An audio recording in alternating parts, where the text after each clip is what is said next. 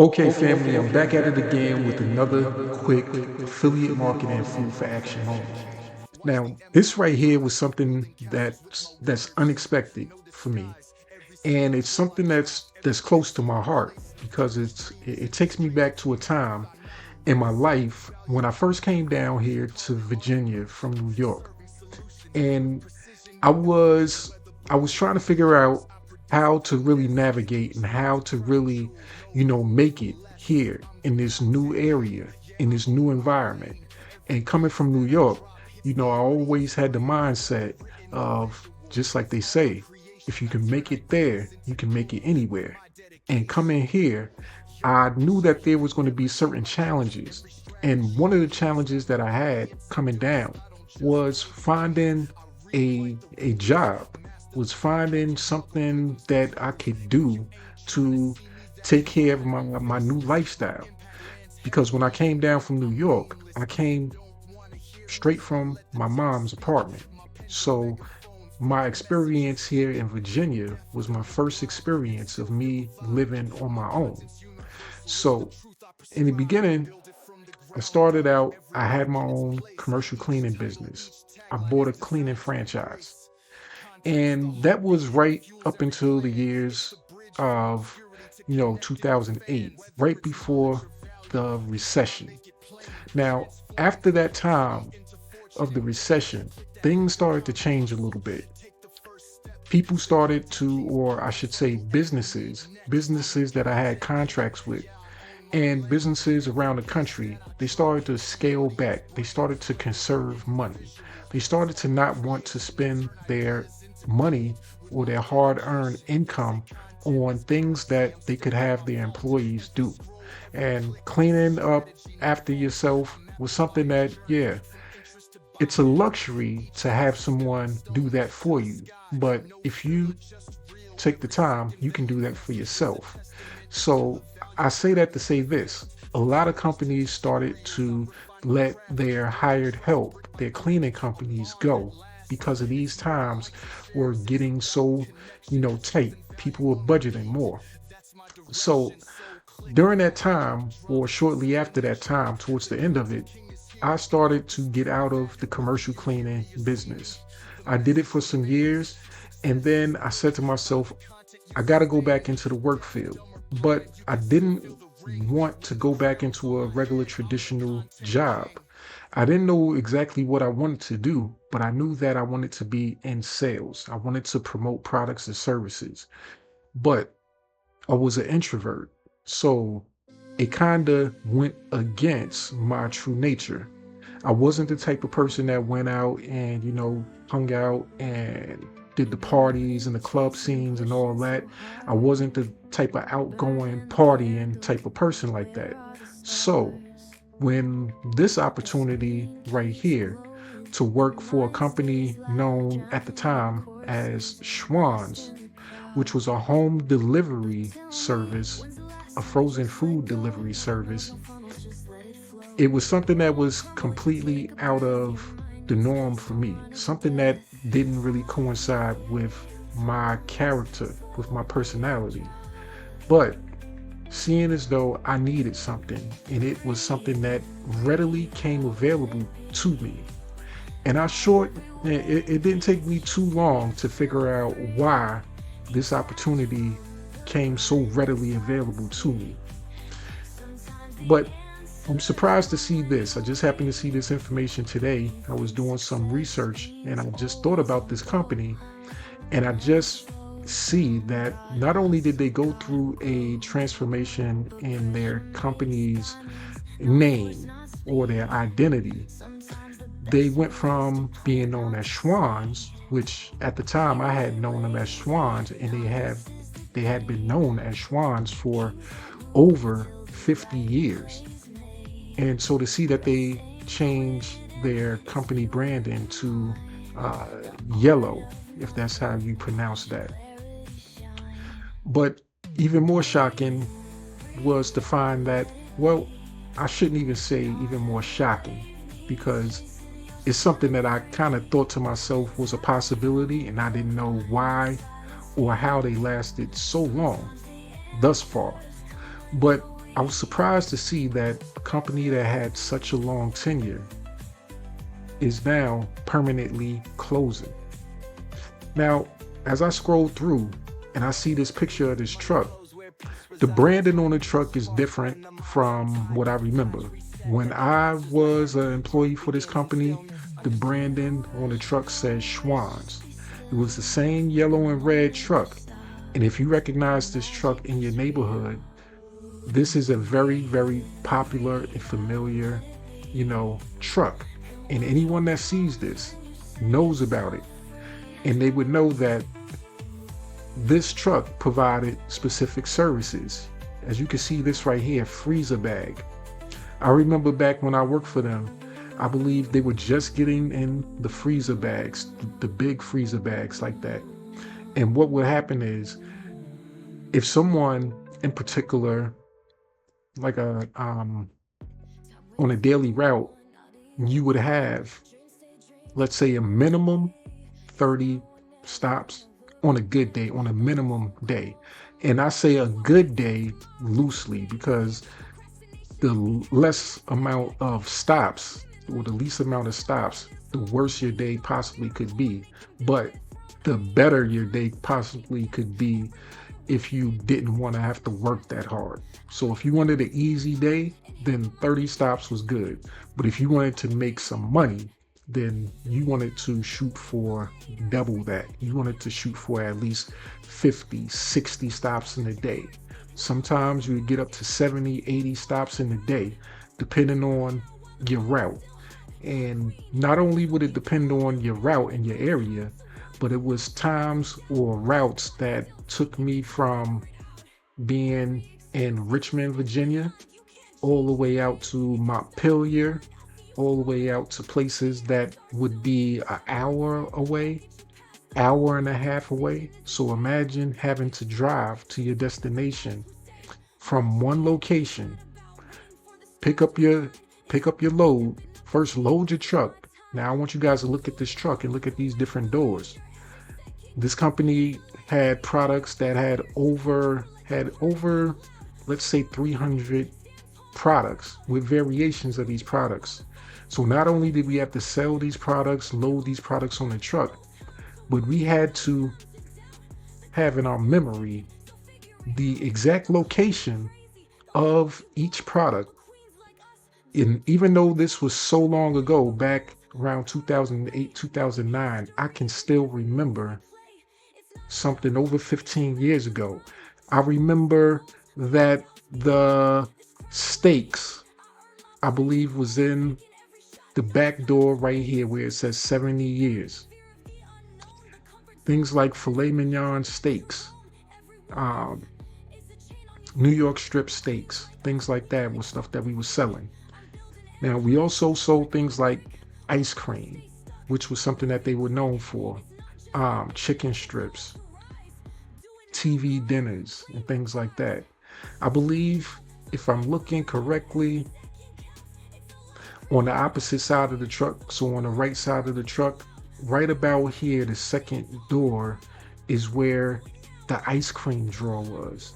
So there was various kinds and flavors of ice cream. And each of the ice creams itself, just like all the other products, had different numbers on it. So for example, if I can remember one, chocolate peanut butter something, ice cream, might have been code 369. And just imagine having to remember all of these different numbers, um, from tortellini, 5 cheese tortellini, if I remember, 896 or 868. But these numbers that used to have to circulate in my mind, not only circulate in my mind, figuring out where the products were on the truck, being efficient, driving, doing 50, 60, 70 stops in a day, meaning I had to drive from one house to another. No, they weren't all on the same street. It wasn't getting out, going to one house, then the next door neighbor, then the next door neighbor. It was no, get out, go to this house here, finish up with that customer, and hopefully they were ready to buy. Hopefully they had their list ready. Hopefully they already knew what they wanted. Hopefully I didn't have to sell them on the new products that we had. Hopefully I didn't have to give them a new catalog for them to have to go through and look at while I stood there as if they were, taking their own time. Of course, they were taking their own time in their home. I was a guest. I was on their doorstep. I was there to provide service to them, and I couldn't rush them. I had to let them take their time. It was times where I was at one customer's house for 30 minutes. And just imagine having a day where you have 30, 40, 50 stops. It's not possible to see everybody. Now, I tell you guys this to say this. This is part of the reason why I found out it was so easy for me to actually get employed by them. This job here, this opportunity, which could be lucrative to the right person, it was grueling. Imagine 12-hour days being the norm. Imagine having these 50, 60, 70 stops in a day. Imagine trying to sell something to a customer who's not prepared, and you have to take the time to talk to them. And keep in mind that you have 50 more stops and it's already 12 o'clock in the afternoon, and you're thinking to yourself, I'm gonna be out here till 10, 11 o'clock at night. And I have to get a certain percentage of my stops done. So imagine doing that 6 days out of the week. Imagine doing those minimum 12-hour days where you're constantly going. Then imagine seeing coworkers stay for a month, 2 months, and then them quitting because they can't take the schedule. Imagine having your supervisors being changed out every couple of months because your supervisors can't deal with it. Imagine all of these things. Imagine going from having a 38,000 a year salary with commission on top to having a $50 a day pay, and then having the remainder of your income based off of commission. Now let's go back to the sales. What are the commissions? Well, any given day, the commission rates were from $0 to $900 in sales. In that day, you would only get 1% commission. So imagine getting $50 just to come to work for that day, and then only selling $900 worth of food and getting $9 in commission. Now it went up from there. At 1,000, I believe at 1,000, it might have went to 2.5%, and then it really got to a sweet spot at about 1,500, I believe. At 1,500, I believe it was 10% commission or so. So a person could start to earn a lot of commission if they were able to sell $1,500 worth of food in a day. Now imagine that. It may not sound like a lot to some, and it may sound like a lot to others, but imagine being in this industry where every single day you had to go out and sell. You had to earn your commission, and imagine being at the point where it's 10 o'clock at night and you're right at 800 and $890, and okay, if I sell one more $10 product, it's going to put me over to the next percentage. It's going to help me earn more commission. And now you're struggling at 10 o'clock at night, thinking to yourself, it's late. Am I going to go knock on another customer's door at 10 p.m. at night to sell this food? Or am I going to go back with my little 1% commission? It was plenty of times where I was at the customer's house, and it didn't matter how they looked at me. What do you? It was times where, I know some customers would think to themselves, "What are you doing here at my house this time of night?" And it was sometimes where customers would say, "Wow, they have you guys out here late." But it was a lot more times where these were lifelong customers and they understood. They understood the grind. They've been through this. They've been served by this company for years, even before I came. So they understand that the Schwan's man may be running late. It may be 10 o'clock at night. It may be 11. You may give your customer a call and let them know that you're on your way. But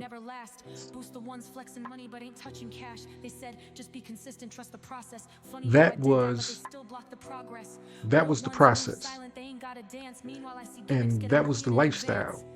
We're working for this company, and I stayed as long as I could.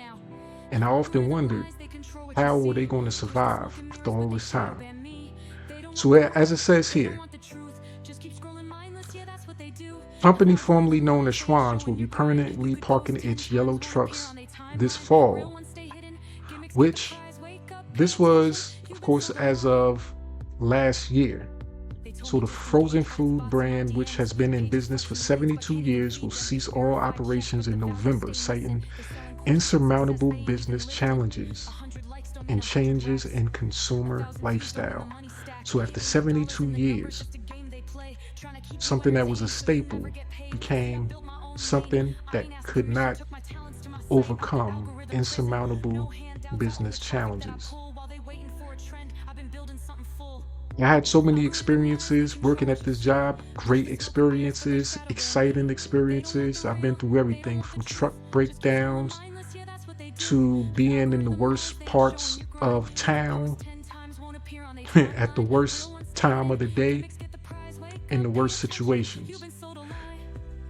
I've been in this truck even when it's been on fire. Had 3 trucks or so catch on fire. One while I was in it, and the other 2 times I was outside of the truck. But it was an industry that I came to love and I came to respect because it gave me an understanding of what it means to serve a community, and it allowed me to probably serve at least 500 or so families in my community. It allows me to be able to be present in people's lives to solve a pain point that a lot of families go through. And it's various pain points.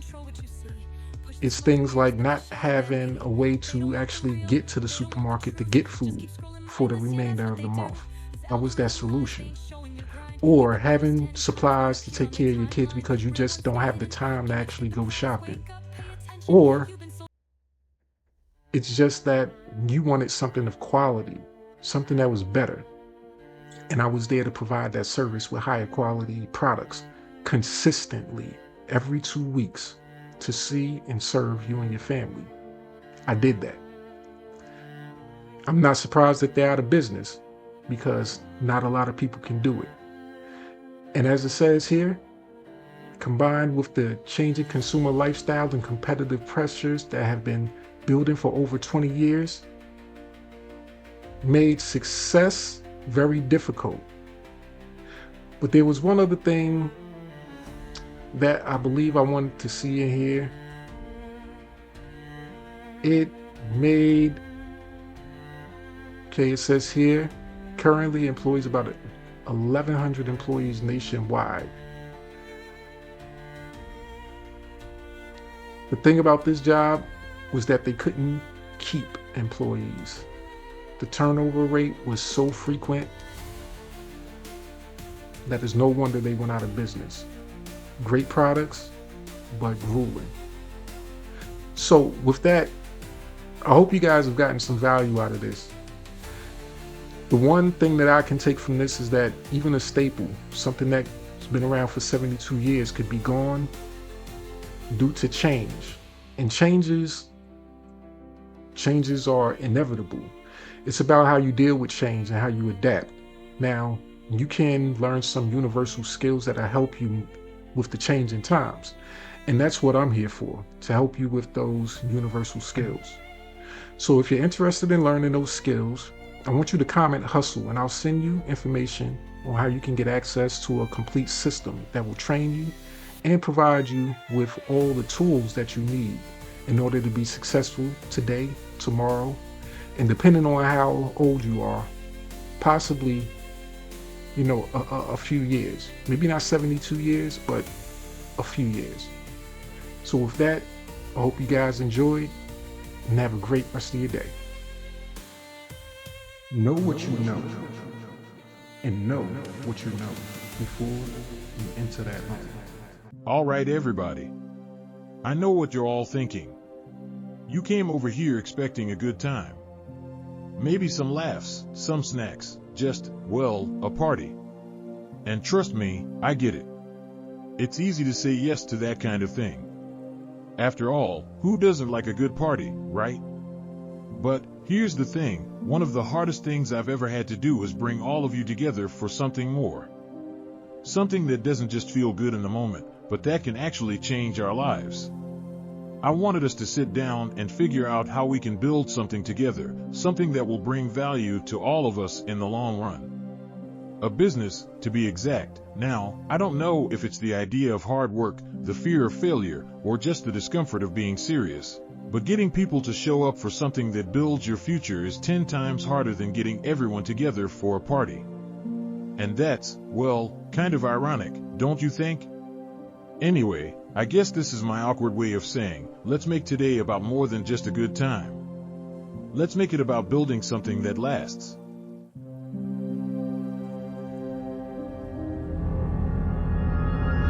I'm tired of complaining about not having money. It's time for a change. Sounds good to me. Let's do it.